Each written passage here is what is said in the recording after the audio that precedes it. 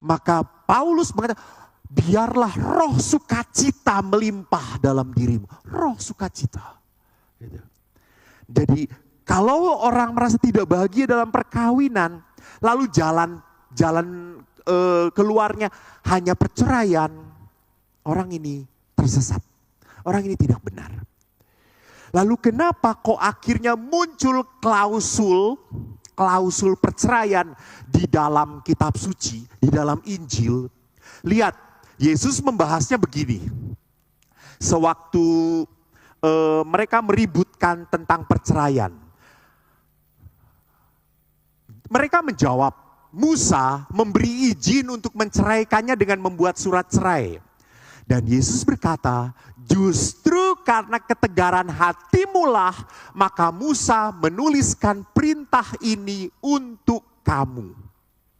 Sebab pada awal dunia Allah menjadikan mereka laki-laki dan perempuan.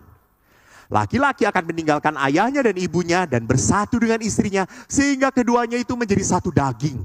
Demikianlah mereka bukan lagi dua, melainkan satu.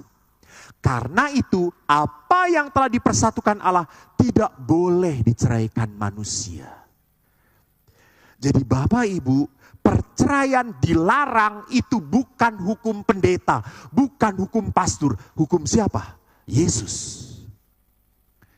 Dan mengapa sampai muncul surat cerai pada saat zaman perjanjian lama? Karena ketegaran hatimu. Ketegaran hati. Karena kalau orang sudah tegar hati itu artinya apa? Orang itu sudah mati rasa, itu tadi. Sudah tidak peduli. Orang sudah tidak merasa bersalah lagi. Dia tidak punya lagi rasa guilty feeling, sudah tidak ada dalam diri dia. Nyaman-nyaman saja gitu ya. Maka itu ketegaran hati. Bahaya kalau di dalam keluarga ada luka-luka yang tidak dibereskan. Ada kepahitan, kesakitan yang tidak bisa diampuni. Nah saudaraku, mari kita lihat. Yakobus dalam suratnya bab 2 mengatakan, barang siapa berkata bahwa ia berada di dalam terang, tetapi ia membenci saudaranya, ia berada dalam kegelapan sampai sekarang. Barang siapa mengasihi saudaranya, ia tetap berada di dalam terang, dan di dalam dia tidak ada penyesatan. Tetapi barang siapa membenci saudaranya, ia berada di dalam kegelapan dan hidup dalam kegelapan. Ia tidak tahu kemana pergi karena kegelapan itu membutakan matanya. Bagus. Jadi kalau orang benci, hal baik seperti apapun sudah tidak bisa dia lihat lagi. Kalau orang sudah diisi hatinya oleh hal-hal yang menyakitkan, dia tidak bisa lihat lagi mutiara dalam diri pasangan. Dia hanya bisa melihat kelebihan dalam diri pasangan yang lain. Lihat tuh, suami dia kalau ke gereja jalan duaan, bareng, duduk berdua, damai. Waktu mengucapkan damai, dia menyapa istrinya berpelukan. Kamu malah salaman dengan istri yang lain dulu. Lalu suaminya berkata, kan kita sudah selalu damai tiap hari. Pret, kata istrinya. Saudaraku yang terkasih, lihat. Yakobus bagus banget. Kalau orang hidup di dalam kebencian, maka dia akan menutup hal yang baik. Tidak ada yang baik lagi. Selalu akhirnya mencari-cari kesalahan, kelemahan pasangan. Betul atau tidak? Betul. Saya ingat ada seorang ibu tua datang ke sakramen pengampunan. Romo, saya mau pengampunan, mohon pengampunan. Dosa-dosa saya Romo. Romo, saya tuh punya seorang suami, nyebelin banget suami saya tuh. Dia tuh cerewet, Romo, bawel. Romo sekarang makin tua tuh makin cerewet. Dia makin suka ngeluh, selalu menuntut, tidak bisa memaafkan. Dia itu Romo selalu aja ingin menang sendiri Romo. Kalau ngomong itu selalu ingin menang sendiri. Dan dia sekarang udah tuli Romo, nyebelin kalau diajak ngomong. Dia gak pernah hal kecil aja nyapu di rumah itu beberes. Gak pernah Romo. Itu dosa-dosa saya Romo. Saya berkata, dengan demikian saya ampuni dosa suami ibu. Terus ibu itu berkata, lalu dosa saya bertambah kata saya itu. Kenapa? Nah, ibu kan malah ngomongin suami ibu gitu ya. Itu. Jadi lihat di sana, pada saat kita punya kebencian, maka kita tidak bisa melihat lagi hal yang baik dalam diri pasangan. Kita sulit mengagumi lagi. Maka di situ tadi, akhirnya muncul kejenuhan. Akhirnya tidak lagi muncul sebuah kehangatan lagi. Ngapainlah, orang lu udah nyebelin kok, titik, lu mah nyebelin. Gitu ya. Saya selalu ingat, saya berkali-kali waktu kita berjumpa secara virtual pun, saya selalu cerita pengalaman saya dengan ibu saya. Ayah saya walaupun keras, kasar, tetapi beliau sangat sayang dengan ibu. Sangat sayang. Ayah dengan ibu selalu ribut. Ngomongnya kenceng. Tetapi tidak pernah ayah mencolek ibu sedikit pun. Semarah apapun, ayah tidak pernah akan pakai kekerasan pada ibu. Hanya pada anaknya.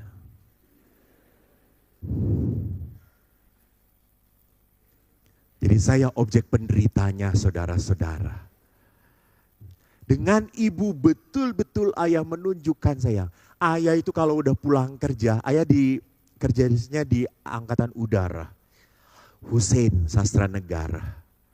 Ibu perawat dulu rumah sakit Ibu Ema di Jalan Sumatera. Sekarang jadi rumah sakit mata ya kalau nggak salah ya. Ya, di situ ibu saya bidan.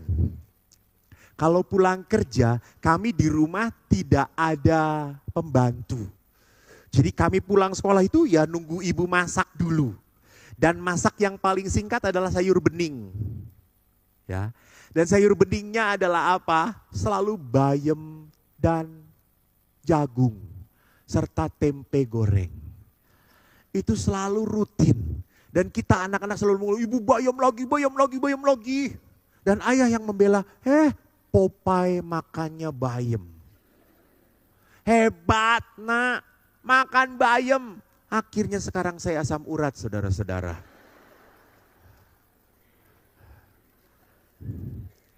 Tapi yang hebat adalah apa? Masakan seperti apapun dari ibu ayah selalu memuji. Memuji. Dan nak masakan mbokmu enak, enak, enak, tenan le, enak. Saya ngomong bayam enak, enak, enak. Biasa aja kali gitu. Kenapa? Karena ayah melihat pengorbanan ibu. Dan setelah beres masak, tidak ibu yang sendiri langsung kerja, ayah pun langsung cuci piring, kok bantu. Kamu yang bilas, aku yang ini. Bagi dua kita, adik-adikku masih belum bekerja, aku budaknya. Saya kerja, kok beresin rumah.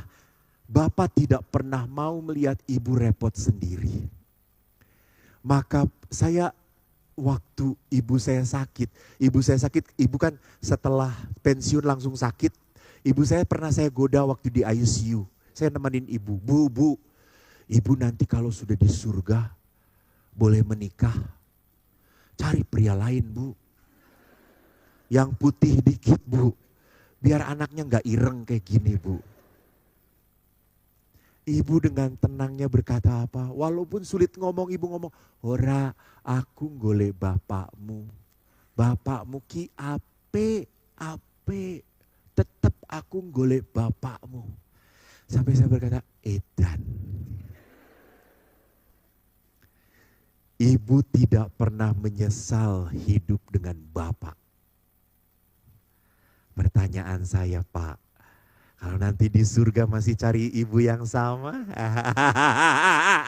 Jangan jawab, jangan jawab. Malam nanti akan terjadi pertempuran kalau menjawab. Saudaraku yang terkasih, maka bagaimana sekarang kita belajar untuk hidup dipimpin oleh Roh Kudus? Jadi Paulus mengatakan bagus kedagingan dan roh. Kita lihat, pada saat kita memberi makan kedagingan kita, maka perkawinan selalu akan menjadi masalah berat, ribut melulu. Maka Paulus berkata, hiduplah oleh roh, maka kedagingan itu akan mati dalam dirimu. Pertama, kita belajar dari Yesus. Yesus berdoa pada Bapanya sebelum menghadapi penderitaan. Ingat, di Taman Getsemani.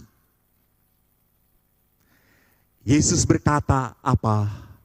Berjaga-jagalah dan berdoalah supaya kamu jangan jatuh ke dalam pencobaan. Jadi menarik. Yesus berdoa, ngajak berdoa supaya kamu tidak jatuh dalam pencobaan. Ya. Bukan berdoalah supaya orang yang menangkap kita tidak jadi nangkep. Tidak, tidak. Doa Yesus bukan minta hidup dimudahkan. Tidak. Doa Yesus minta supaya dikuatkan. Kuat. Jadi Yesus pun meminta para rasul untuk berdoa. Kenapa? Karena nanti yang akan dihadapi berat banget. Kamu bisa kehilangan iman. Kamu bisa kehilangan karakter kamu. Gitu ya. Maka Yesus meminta para murid dan kita untuk berdoa. Pertanyaannya, apakah ada kuasa dalam doa? Ada kuasa apa saja dalam doa? Pertama lihat. Doa membuat Roh Kudus menuntun kita supaya kita mendengarkan Tuhan daripada mendengarkan penderitaan dan kekecewaan kita.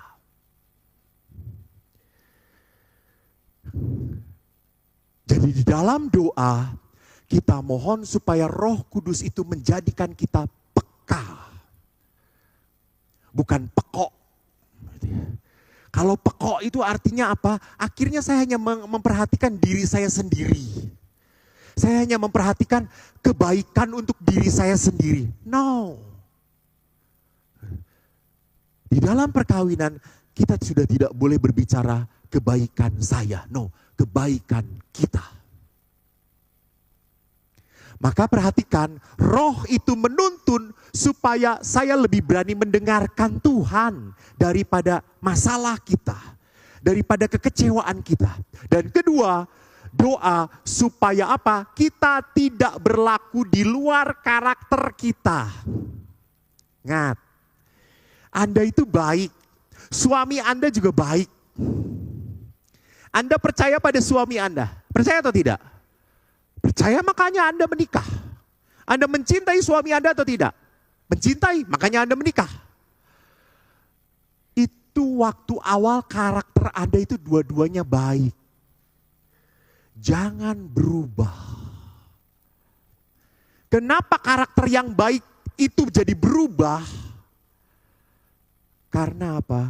Anda terlalu lebih melihat kekurangan pasangan Anda. Anda terlalu melihat hal-hal yang tidak Anda bisa dapatkan di dalam perkawinan. Anda hanya membayangkan perkawinan itu seperti ini, seperti itu indahnya. Tetapi Anda tidak mau kembali kepada rumah Anda. Jadi doa akhirnya menjadikan kita konsisten dengan karakter kita, kebaikan kita. Maka lihat, Yesus pun menjadi pendoa di saat dia hidup oleh Roh. Apa yang terjadi? Dia bisa mengampuni.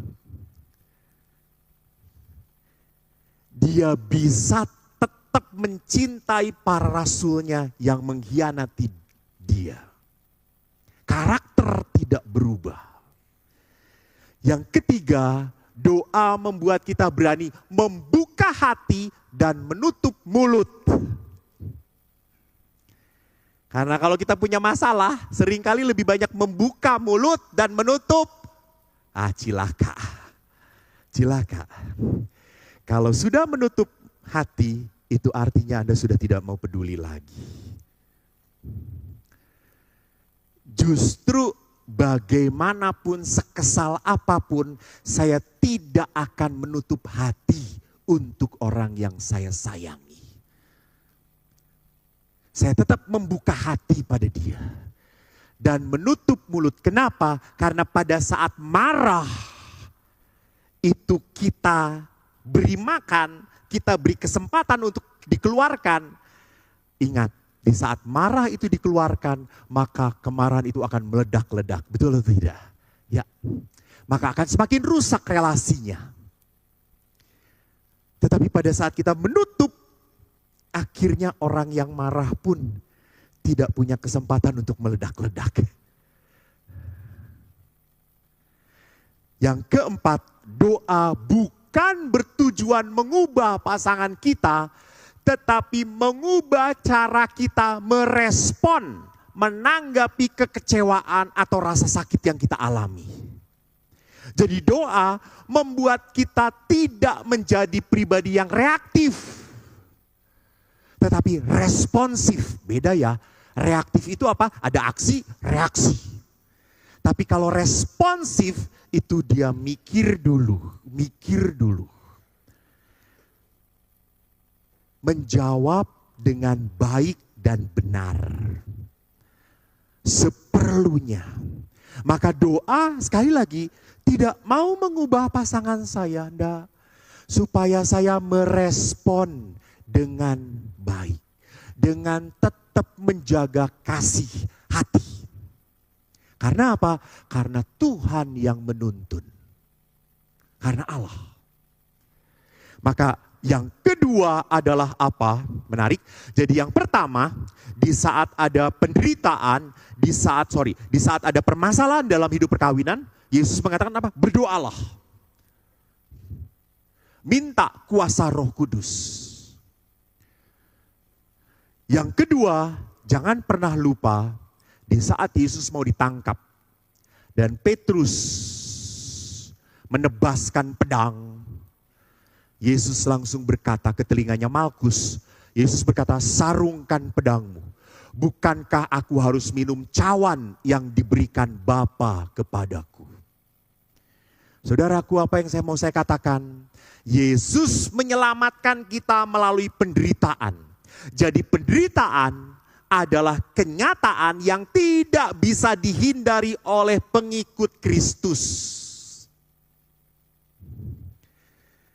If you want to follow Christ, just take your cross. Panggulah salibmu. Bukan semata-mata Anda harus menato diri Anda dengan salib, tidak perlu. Gitu ya. Tetapi apa? Menderita. Bukan berarti bahwa pengikut Kristus itu masokis. No. Beda. Masokis itu kan orang yang mencintai penderitaan gitu ya. Mencintai penderitaan dan hidup senang menikmati penderitaan. Bukan masokis. Kita tahu bahwa lewat penderitaan akan ada sebuah keselamatan. Akan ada kebahagiaan. Jadi penderitaannya ini meaningful. Bukan sesuatu yang hanya dilakukan, ya sudahlah saya menderita, memang harus kayak gini. No.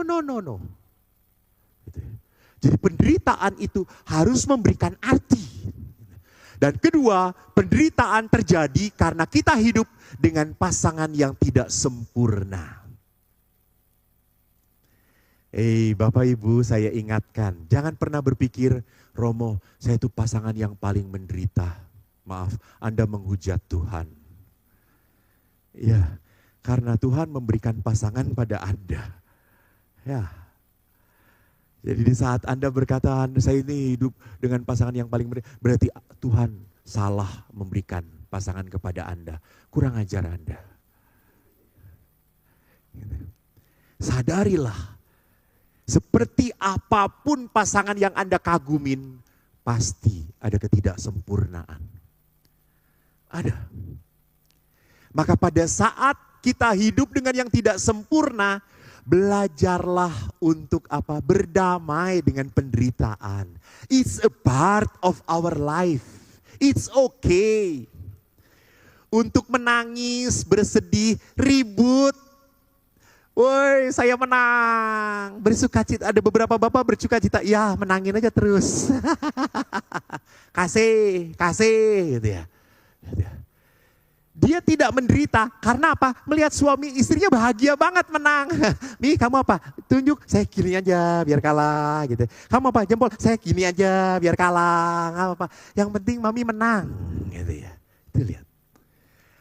Jadi lihat di sini, saya harus siap. Maka saya selalu berkata kepada orang yang mau menikah, kamu siap nggak menderita? Kenapa? Karena pasanganmu tidak sempurna. Yang ketiga, penderitaan bukanlah alasan untuk melarikan diri. Ribut di dalam perkawinan bukan alasan untuk quit. Cerai. Justru pada saat Anda menderita, ini saat Anda untuk mengundang Roh Kudus supaya menguatkan Anda. Ingat di dalam surat Rasul Paulus kepada jemaat di Galatia, buah-buah roh yang tadi kita baca. Saya itu kagum loh. Waktu saya baca tentang kesetiaan, Pak Kus ini pasti tahu lah. Kesetiaan dalam bahasa Inggris fruitfulness. Ya. Terus rupanya saya baca di dalam bahasa Vulgata, Latin Vulgata, kesetiaan itu adalah namanya longanimitas. Longanimitas itu long anima, longus animus. Rupanya longanimitas itu di dalam bahasa Inggris diterjemahkan long suffering. Edan. Jadi buah-buah roh salah satunya adalah apa? Supaya kita kuat tahan menderita. Tahan dalam penderitaan. Disakitin seperti apapun Pak, gue tetap setia.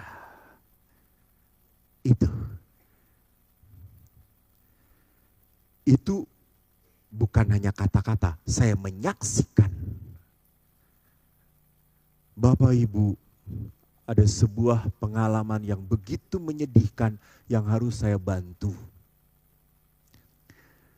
Saya mau mensyukuri dengan keluarga ini 50 tahun perkawinan. Anda tahu 50 tahun golden anniversary. Wow, keren. Tapi waktu saya minta, Bu, yuk kapan kita ekaristi syukur. Ibu itu menjawab, gak jadi Romo. Hah? Kenapa Bu? Ibu itu meneteskan air mata. Dan berkata, Romo, setelah 50 tahun baru saya tahu bahwa suami saya sudah punya istri lain. Dan dia punya anak dari wanita itu. 50 tahun saya dibohongin.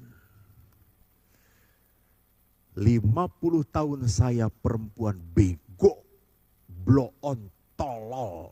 Lihat, dia akhirnya merusak diri sendiri. Dia menghancurkan diri sendiri. Saya perempuan yang bodoh. Terus saya berkata, oke Ibu. Ibu ini marah. Dia biarkan keluarkan marahnya. Karena kepada saya. Toh saya nanti si ibu pulang tinggal begini-begini toh keluar semuanya toh. Wah si ibu itu meledak-ledak. Silakan Bu.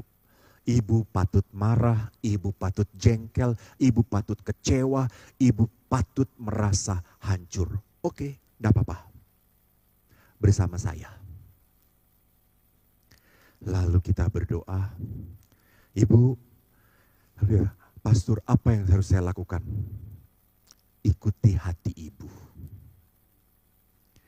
Beberapa hari kemudian ibu itu berkata, Romo, saya sudah bicara dengan suami saya. So, apa yang ibu katakan? Saya mengatakan, Pah, seperti apapun papa, saya tetap istrimu. Terus artinya apa, Bu? Saya tetap menerima dia sebagai suami saya, Romo. Walaupun saya sakit, walaupun saya kecewa, dia suami saya. Saya tidak mengusir dia. Saya tetap menerima dia. Dan Romo, saya tetap sekamar dengan dia. Oh, bisa, Bu? Dia jawab, nggak bisa. Terus saya paksakan, Romo. Saya paksakan. Saya nggak mau ngikutin sakit saya. Saya tetap mau hadir dengan dia. Di saat dia jatuh, saya tetap istri dia. Wow, kata saya.